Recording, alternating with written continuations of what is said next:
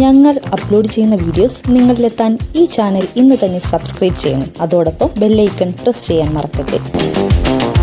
4 പതിറ്റാണ്ടിലധികമായി മലയാള സിനിമയിൽ നിറഞ്ഞു നിൽക്കുന്ന നടനാണ് ബാബു നമ്പൂതിരി. അധ്യാപക ജോലിയിൽ നിന്ന് നാടകത്തിലേക്കും അവിടെ നിന്ന് നേരെ സിനിമയിലേക്കും എത്തിയ ബാബു നമ്പൂതിരിയുടെ ആദ്യ ചിത്രം 1978 റിലീസായ യാഹമാണ്. പിന്നീട് ചെറുതും വലുതുമായ നിരവധി കഥാപാത്രങ്ങൾ അദ്ദേഹത്തെ തേടിയെത്തി. ബാബു നമ്പൂതിരിയുടെ കരിയറിൽ വലിയൊരു ബ്രേക്ക് നൽകിയ ചിത്രമായിരുന്നു നിറക്കൂട്ട്. ടെന്നീസ് ജോസഫ് ജോഷി കൂട്ടുകെട്ടിൽ പുറത്തിറങ്ങിയ ചിത്രത്തിൽ വില്ലൻ വേഷമായിരുന്നു ബാബു നമ്പൂതിരി അവതരിപ്പിച്ചത്.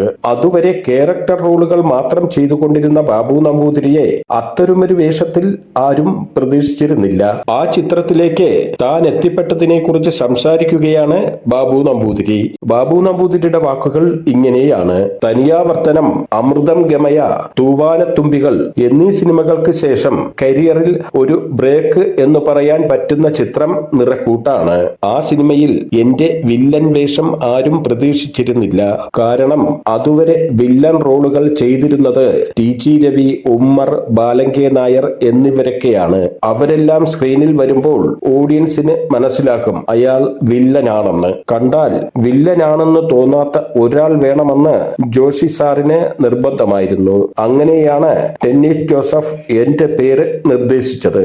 ടെന്നീസ് എന്റെ ഒരു പഴയ ശിഷ്യനായിരുന്നു. എനിക്കുള്ള ഗുരുദക്ഷിണയായിട്ടാണ് ആ ക്യാരക്ടറിലേക്ക് ടെന്നീസ് എന്നെ വിളിച്ചത്. ബാബു നമ്പൂതിരി പറഞ്ഞു നിർത്തി.